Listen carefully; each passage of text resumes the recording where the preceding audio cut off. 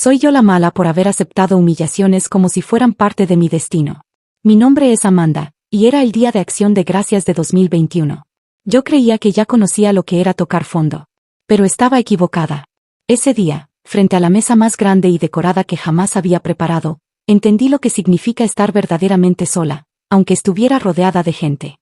El pavo, dorado y perfecto después de 4 horas de trabajo, reposaba intacto en el centro. Y yo estaba de pie en mi propio comedor, con la mejilla ardiendo por la bofetada que acababa de resonar en toda la casa. El sonido aún vibraba en mis oídos, como si el golpe hubiera quedado suspendido en el aire. A mi alrededor, la familia de mi esposo me observaba en silencio. Nadie se levantó. Nadie dijo nada. Algunos, incluso, parecían complacidos. Fue entonces cuando su madre, Patricia, se limpió con calma la boca con la servilleta que yo había planchado esa misma mañana y dijo: «Tal vez ahora aprendas a respetar. Una mujer debe conocer su lugar». Su hermana Mónica asintió con aprobación, como si aquello hubiera sido una lección necesaria.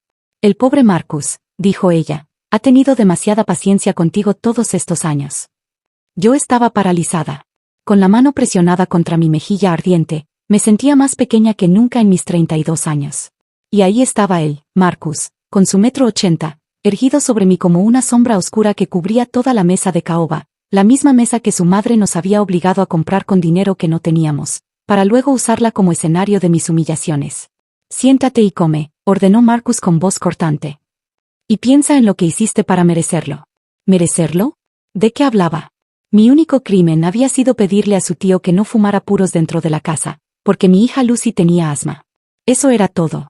Y por eso, estaba siendo castigada delante de todos. Mientras la familia me miraba, esperando que me desmoronara por completo, escuché la voz más inesperada, clara y firme, proveniente de la puerta de la cocina. «Papá, no deberías haber hecho eso». Allí estaba Lucy, mi niña de 9 años, con su vestido morado que había elegido con ilusión, esperando que ese día fuera diferente. Sostenía su tableta entre las manos pequeñas, y aunque parecía frágil, sus ojos brillaban con una determinación que me dejó helada. «Ve a tu cuarto, Lucy.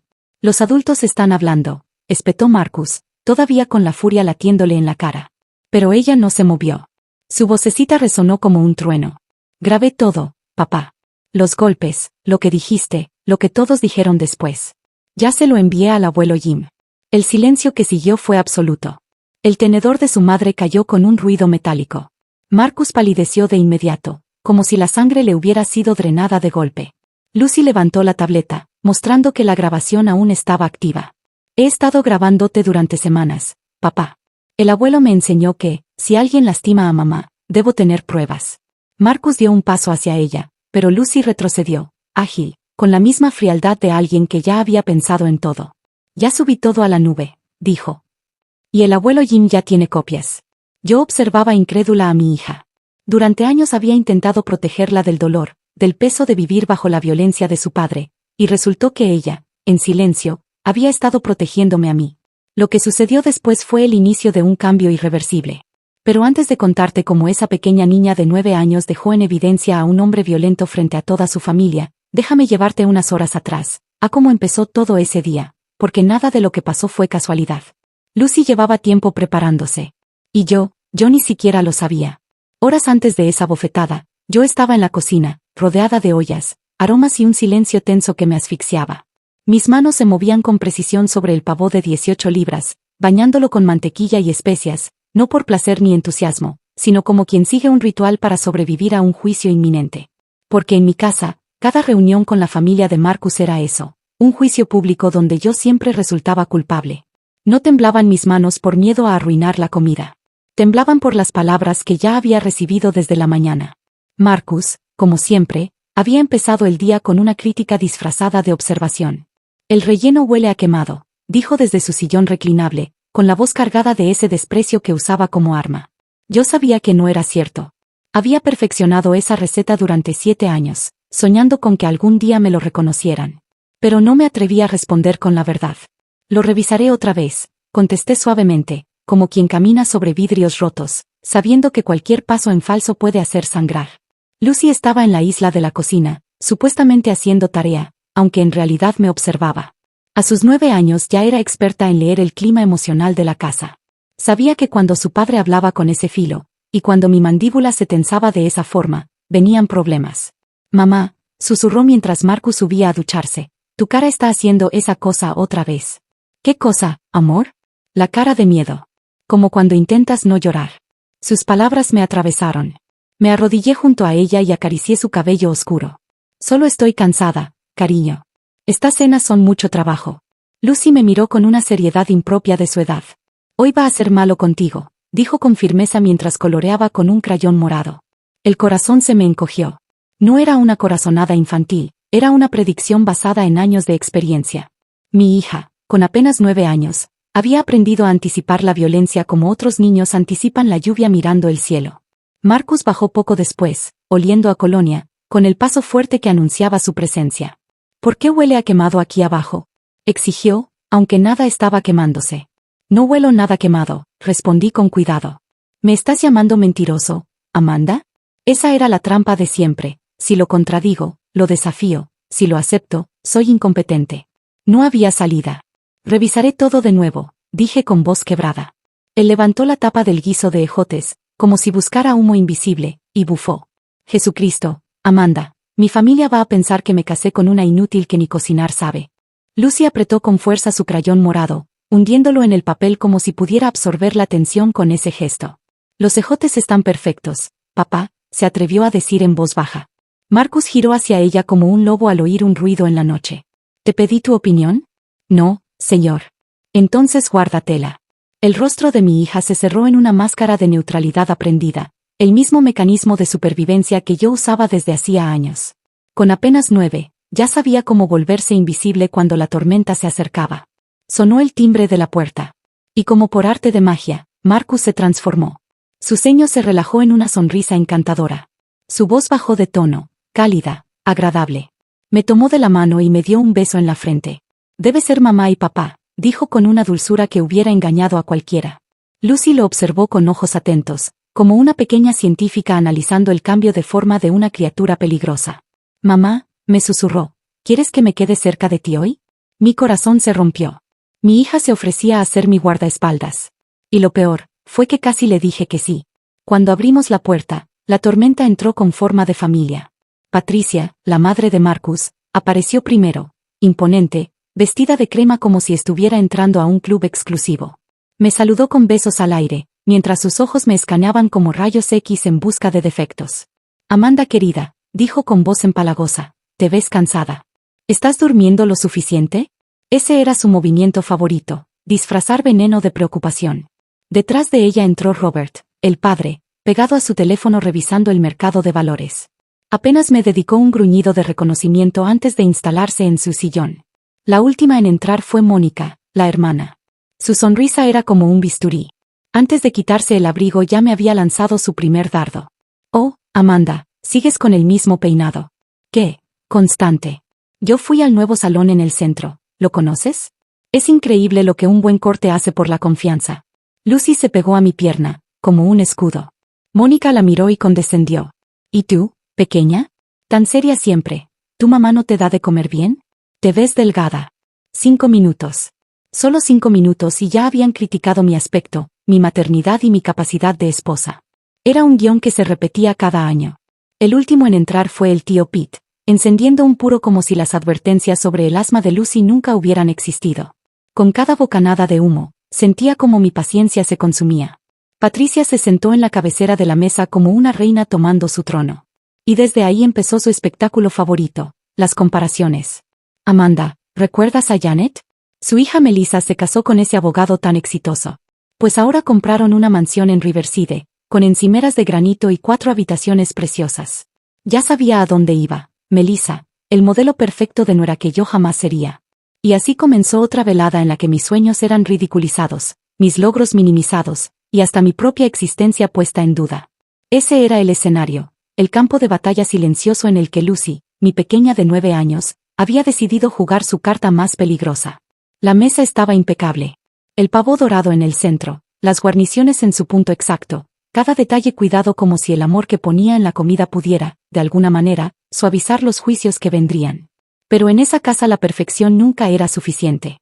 Apenas Patricia probó el primer bocado, lanzó su sentencia. Este pavo está un poco seco.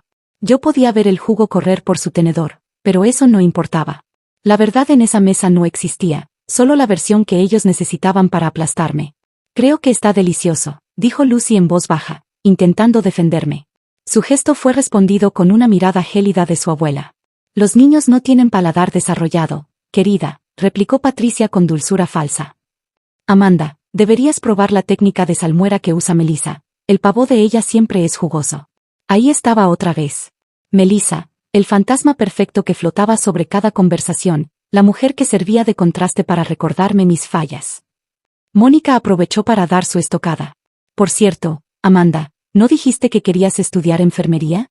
Dijo la palabra como si escupiera algo desagradable. Robert levantó la vista de su teléfono solo para añadir. ¿Y cómo piensas hacer eso? Con las responsabilidades de Marcus y de Lucy, parece un capricho egoísta. El silencio en la mesa se hizo pesado. Yo sabía lo que pasaba cuando me defendía, pero esa noche no pude más. No es un capricho, respondí con voz firme. Es un sueño que siempre he tenido. Mónica se rió suavemente, como quien oye a una niña hablar de ser astronauta. Amanda, siempre fuiste una soñadora. ¿Recuerdas cuando hablaste de abrir un negocio de catering? ¿O cuando querías volver a estudiar después de que nació Lucy? Las ideas nunca te faltan, lo que te falta es constancia. Cada palabra era un bisturí hundiéndose en mi piel. Y Marcus, en la cabecera, se limitaba a observar con la sonrisa satisfecha de quien disfruta viendo a otros hacer su trabajo sucio. La cena se convirtió en un campo de tiro. Cada uno disparaba su crítica disfrazada de consejo, y yo me sentía encogiéndome, reduciéndome, hasta que ya no quedaba nada de mí más que la sensación de fracaso. Finalmente, con un hilo de dignidad, murmuré. Tengo 32 años, no 92. Aún tengo derecho a perseguir mis sueños. El ambiente se congeló. Marcus me fulminó con la mirada. Amanda, su voz llevaba esa advertencia que conocía demasiado bien. Pero esa noche, estaba cansada de callar. Estoy harta de que me hagan sentir egoísta por querer más de la vida, respondí con voz temblorosa, pero firme. Y entonces ocurrió. La bofetada. Un golpe seco, brutal, que resonó como un trueno en la casa. Mi mejilla ardió y el silencio fue absoluto, hasta que Patricia sonrió. Sí, sonrió. Finalmente, murmuró con satisfacción. Una mujer necesita límites. En ese instante, algo dentro de mí se quebró. No era el dolor físico. Era la certeza de que jamás tendría apoyo, de que todos ellos habían normalizado mi humillación como algo justo.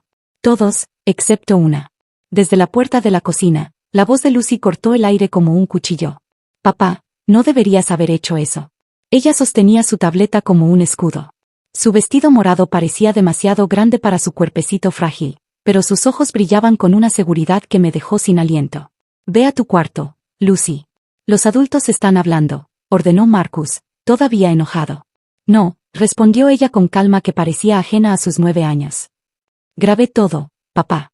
Y ya lo envié al abuelo Jim. La expresión de Marcus cambió al instante. Del rojo de la furia pasó al blanco del miedo. El tenedor de Patricia cayó con un golpe metálico. ¿Qué acabas de decir? Susurró Mónica incrédula. Lucy levantó la tableta. La aplicación de grabación seguía abierta. Tengo semanas grabándote. El abuelo Jim me enseñó que si alguien lastimaba a mamá debía tener pruebas. Marcus dio un paso hacia ella, pero Lucy retrocedió, rápida, astuta. Ya lo subí a la nube. Y el abuelo tiene copias. Mi corazón latía con fuerza. La niña que había intentado proteger de todo, en silencio había estado protegiéndome a mí. Ese fue el instante en que comprendí, la batalla ya no era solo mía. Lucy había tomado el control del tablero. Y Marcus, por primera vez, no supo qué hacer. Lo que nadie en esa mesa sabía, y lo que yo misma apenas comenzaba a comprender, era que esa escena no había sido un accidente.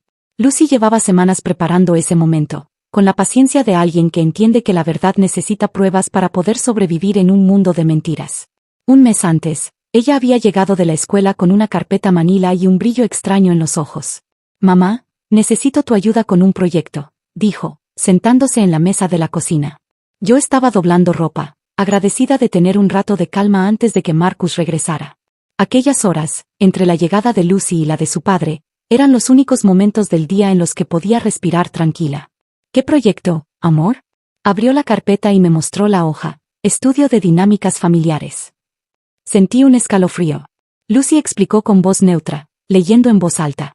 La tarea es observar cómo las familias se comunican y resuelven problemas. Tenemos que documentar interacciones reales durante 2 semanas. Podemos escribir, hacer gráficos o incluso grabar conversaciones con tabletas o teléfonos. Me quedé helada. La maestra, la señora Stanley, parecía haber diseñado aquella tarea con un propósito oculto. Dijo que algunas familias podrían descubrir cosas que no esperaban, continuó Lucy. Y que si alguien se sentía incómodo, debía hablar con ella en privado. La escuchaba y no sabía si agradecer a esa mujer o temerle. Era como si hubiese visto más allá de lo que pasaba en nuestra casa y hubiese tendido una red para mi hija. «Mamá, ¿quieres ayudarme?», me preguntó Lucy con seriedad. La miré. Sus ojitos oscuros reflejaban algo más que simple curiosidad académica. Ella sabía. Siempre había sabido. «Sí, cariño. Te ayudaré». Ese mismo día, juntas instalamos en su tableta una carpeta que llamó Observaciones Familiares. Practicamos con conversaciones normales, hablar de tareas, de actividades del fin de semana. Pero incluso en esos momentos inofensivos noté cosas que antes ignoraba, como mi voz bajaba de tono cuando escuchaba el auto de Marcus en la entrada, como Lucy se pegaba a mí cuando oía sus pasos, como ambas parecíamos prepararnos inconscientemente para recibir críticas. Lucy escribía todo en un cuaderno de composición, fechas, horas, palabras exactas. Lo hacía con la precisión de una pequeña investigadora. La señora Stanley dice que la documentación es importante, explicó, porque a veces la gente no cree lo que uno dice, pero no pueden ignorar una prueba. La escuchaba y sentía el corazón romperse y llenarse de orgullo al mismo tiempo. Mi hija tenía apenas 9 años y ya estaba creando un sistema que ni yo había sido capaz de imaginar. Días después, me confesó algo más. «Mamá, llamé al abuelo Jim». Me quedé helada. Mi padre vivía a 3 estados de distancia, un coronel retirado del ejército, un hombre rígido pero justo. Había sido siempre protector conmigo, y si llegaba a sospechar lo que pasaba, no se quedaría de brazos cruzados. «¿Qué hablaste con él?». Lucy bajó la mirada, pero su voz fue clara. Le hice preguntas hipotéticas. Le pregunté qué haría si alguien lastimaba a su hija y nieta. Le pregunté qué pruebas necesitaría para poder ayudarlas. Casi se me doblaron las rodillas. Mi niña había tendido un puente directo entre nuestro encierro y la ayuda que yo no había tenido el valor de pedir. «¿Y qué dijo tu abuelo?». «Que un hombre que golpea a una mujer es un cobarde y un criminal. Y que querría pruebas, para asegurarse de detenerlo para siempre». Lucy me miró fijo, con esos ojos demasiado maduros para su edad. «Así que estoy guardando pruebas, mamá. No para mí, para ti». En ese instante comprendí que mi hija no era una víctima pasiva de esta historia. Ella estaba librando su propia guerra silenciosa. Había creado copias de sus grabaciones, escondidas en distintos lugares, una en la escuela, otra con su maestra, otra en un correo electrónico secreto compartido con mi padre. A mí me había tomado años reconocer que vivía en una prisión invisible. Ella, en cambio, con solo 9, ya había diseñado la llave para abrir la puerta. Y esa llave, en el Día de Acción de Gracias, brillaría como nunca. El amanecer de aquel Día de Acción de Gracias llegó frío y gris, como si el cielo supiera lo que estaba por ocurrir. Yo llevaba despierta desde las 4 de la mañana, no por la necesidad de preparar la cena, sino porque el miedo no me dejaba dormir. El corazón me latía en la garganta y mis manos se movían de forma automática sobre los utensilios, como si cocinar pudiera darme control sobre lo inevitable. Lucy bajó temprano, vestida con su vestido morado, el mismo que había elegido con tanto cuidado. Se sentó en la isla de la cocina con su tableta y un vaso de jugo, tranquila, demasiado tranquila para ser solo una niña de 9 años. «Buenos días, mamá», me dijo, dándome un beso en la mejilla. «Te levantaste muy temprano, cariño». «Quería asegurarme de que todo estuviera listo», contestó con una calma que no le conocía. Y entonces lo vi, ese brillo en sus ojos, esa concentración serena que yo recordaba de mi padre cuando se preparaba para una misión en el ejército. «Lucy, ¿estás bien?». Levantó la vista de su tableta y me sostuvo la mirada. «Estoy lista, mamá». «¿Tú lo estás?». Me quedé sin palabras. Porque aunque yo me sentía atrapada, mi hija irradiaba seguridad. Ella sí estaba lista para lo que iba a pasar. Cuando Marcus apareció en la cocina, su camisa bien planchada y su rostro endurecido, la tensión se hizo insoportable. Su energía era la de un hombre que se preparaba para una actuación, mostrarse encantador frente a su familia y cruel en privado conmigo. «Espero que la casa esté impecable», dijo mientras se servía café con brusquedad. «Y, Amanda, no quiero nada de tu actitud hoy. Mi familia no tiene por qué verte con cara de víctima». Me limité a asentir. Pero vi como Lucy, sentada a un costado, estaba atenta a cada palabra, su tableta encendida, grabando sin que él lo supiera. Antes del mediodía, mientras Marcus se duchaba, Lucy se acercó a mí con el rostro serio. Mamá, necesito enviarle algo al abuelo Jim antes de que lleguen todos. ¿Qué cosa, amor? Todo, dijo con una calma escalofriante. Todas las grabaciones del mes pasado y las de esta mañana. Me arrodillé frente a ella, tomándola de las manos. Lucy, si haces eso, no habrá vuelta atrás. Todo cambiará. Ella asintió. Guardar secretos sobre cosas malas no las hace desaparecer. Solo las hace peores. Esas palabras, tan simples y tan sabias, me atravesaron como una flecha. La vi teclear con sus deditos firmes, adjuntar los archivos a un correo y escribir en el asunto: proyecto familiar, documentación final. El mensaje era breve, pero claro.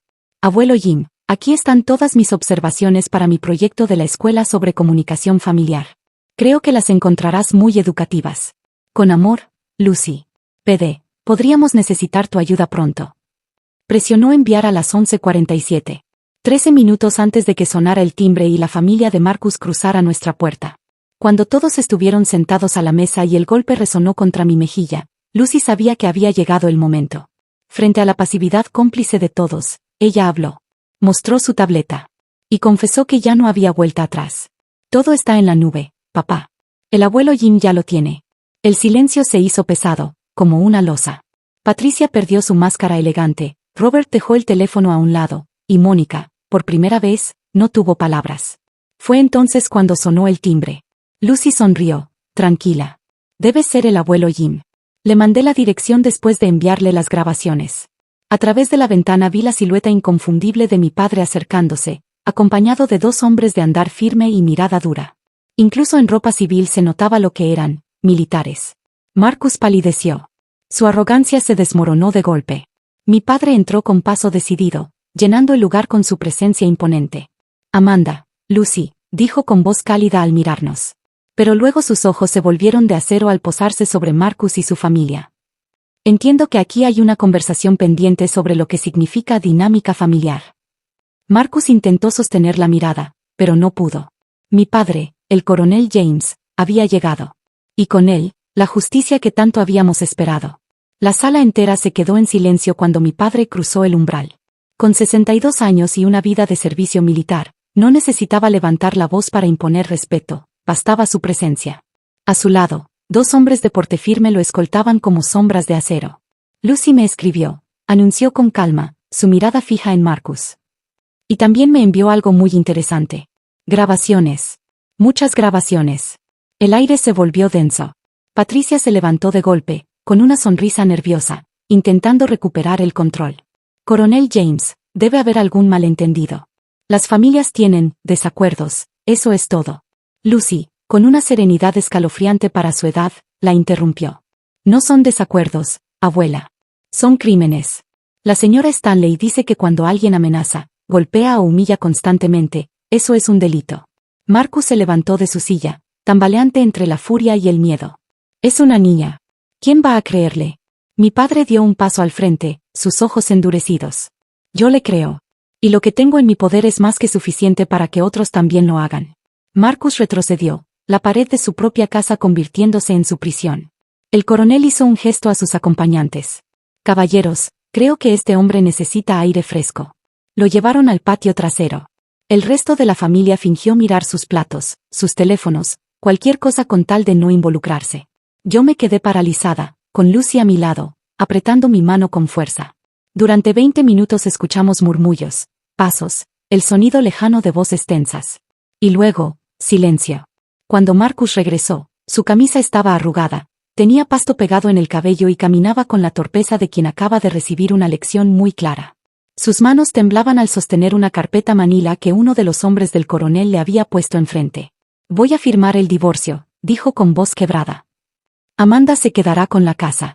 Custodia total para ella. Visitas supervisadas para mí. Y manutención mensual de $4,000 hasta que Lucy cumpla 18. Patricia jadeó como si la hubieran apuñalado. 4,000. Eso es una locura. Eso es lo mínimo que se merece después de 7 años de abusos, respondió mi padre con calma helada. Además, Marcus contribuirá con 25,000 anuales a un fondo universitario para Lucy. Robert apretó los labios, calculando pérdidas. Mónica lo miró con desprecio apenas disimulado. ¿Y Marcus? Marcus solo bajó la cabeza, derrotado.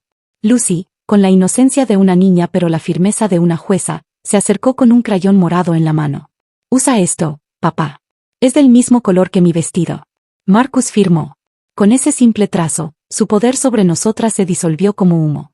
La familia, una vez tan orgullosa, se desmoronó frente a mis ojos. Patricia se dejó caer en la silla, pálida. Robert evitaba mirarme. Mónica parecía lista para huir. Y el tío Pete, con su puro apagado, murmuró con sorna. «Solo fírmalo, Marcus. Ya perdiste». Por primera vez en años, respiré. El aire, aunque cargado de tensión, se sentía ligero. Lucy, aún con su tableta en la mano, levantó la mirada hacia mí y sonrió. «Ya está hecho, mamá». Y en ese instante supe que habíamos cruzado un punto sin retorno. Ya no éramos las mismas. 6 meses después de aquel día de Acción de Gracias, la casa ya no era la misma. Donde antes había paredes impregnadas de miedo, ahora había colores cálidos, risas y un silencio distinto, un silencio lleno de paz, no de amenaza.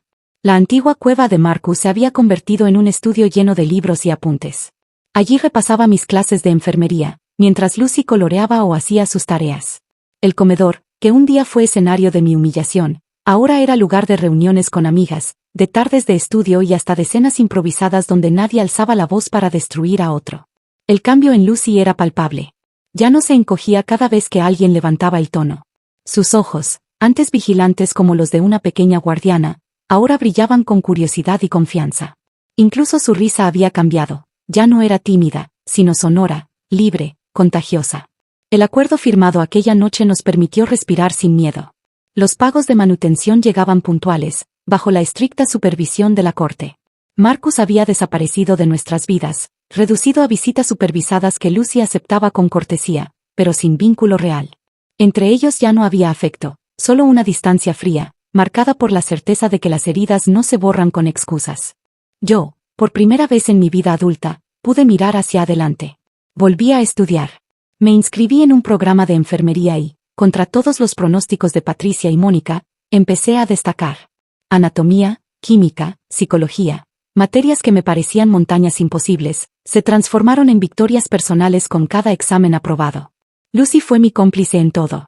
Investigaba programas universitarios, llamaba a secretarías académicas y hasta elaboraba tablas comparativas para ayudarme a decidir.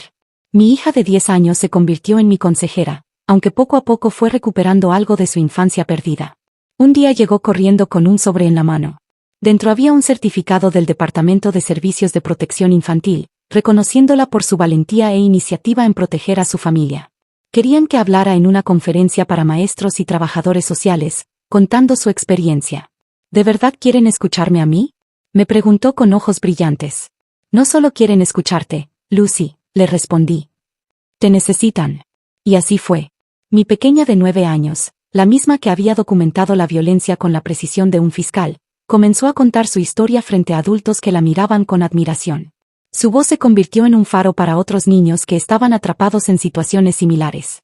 El día de mi graduación, 3 años después, la vi en el público, aplaudiendo como si fuera la persona más orgullosa del mundo.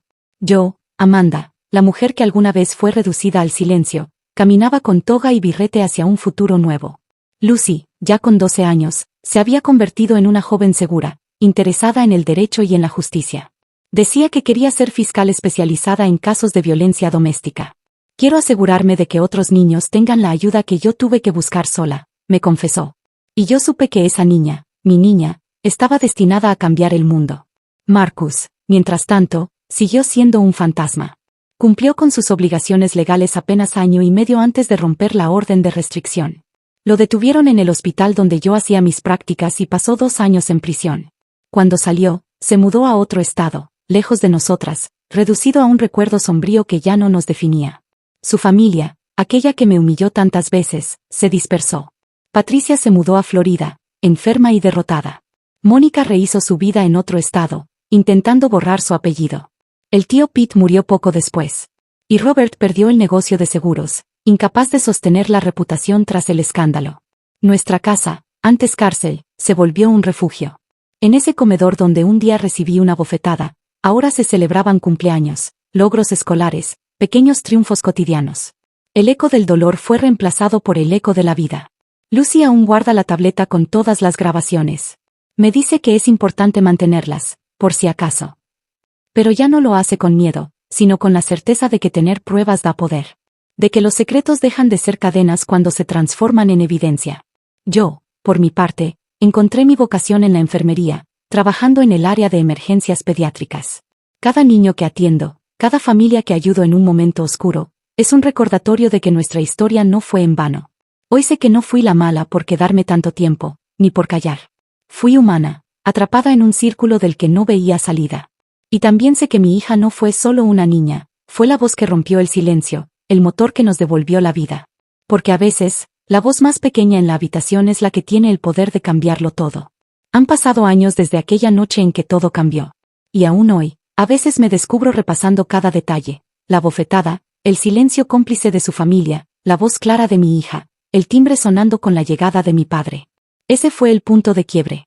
El instante en que dejamos de sobrevivir para empezar a vivir. Lucy ya no es la niña de 9 años que grababa conversaciones a escondidas. Ahora es una adolescente con sueños claros y una determinación feroz. Sueña con estudiar derecho, con convertirse en fiscal, con usar su voz y su inteligencia para proteger a otros.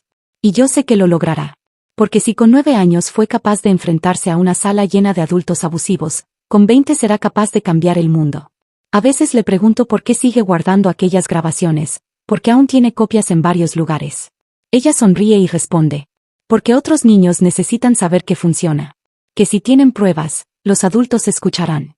Su respuesta me deja sin palabras. Mi hija convirtió su trauma en una herramienta para otros, en un faro de esperanza. Ya no carga ese dolor como una herida, sino como una armadura. Yo también cambié. Hoy soy enfermera titulada, trabajando en emergencias pediátricas. Cada vez que atiendo a un niño maltratado, cada vez que hablo con una madre que se siente atrapada, pienso en nuestra historia. Y sé que puedo ser para ellos lo que mi hija fue para mí, una voz que dice esto no está bien, y no tienes que soportarlo sola. Marcus es apenas una sombra lejana. Tras prisión, tras el divorcio, tras perderlo todo, se convirtió en un hombre sin poder, sin familia, sin control. Y aunque sigue existiendo en algún lugar, ya no tiene cabida en nuestras vidas. Su nombre ya no nos define. La familia que me humilló tantas veces también desapareció en el eco de su propio desprecio. Patricia, Robert, Mónica, cada uno tomó distancia, incapaces de cargar con la vergüenza de haber callado cuando más se necesitaba hablar. Y esa es otra lección que aprendí, no todos los enemigos gritan. Algunos simplemente guardan silencio. Hoy, en nuestra casa, las paredes están cubiertas de fotos nuevas, viajes, cumpleaños, logros escolares. El comedor donde una vez recibí una bofetada ahora es el mismo lugar donde mi hija practica discursos, donde ensaya cómo explicarle al mundo que los niños también pueden ser escuchados. Y yo, Amanda, ya no me pregunto si soy la mala por haber aguantado tanto. Entendí que el verdadero error habría sido no luchar jamás. Que no hay vergüenza en haber caído, solo en quedarse abajo sin intentar levantarse. Lucy me lo dijo hace poco, mientras mirábamos juntas folletos universitarios. Mamá, a veces pienso que, si no hubiéramos pasado por todo aquello, yo no sería quien soy hoy. La miré con el corazón apretado. ¿Y quién eres hoy, Lucy? Ella sonrió con esa calma que siempre me deja sin aliento. Alguien que nunca permitirá que otra niña se sienta sola como yo me sentí. Y en ese momento lo entendí todo. Esta no es una historia de derrota, ni siquiera de venganza. Es una historia de transformación.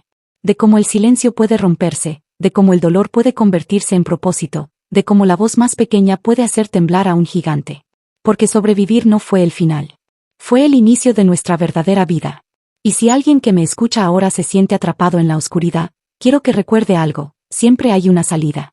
A veces, basta con una voz, incluso la más pequeña, para encender la luz.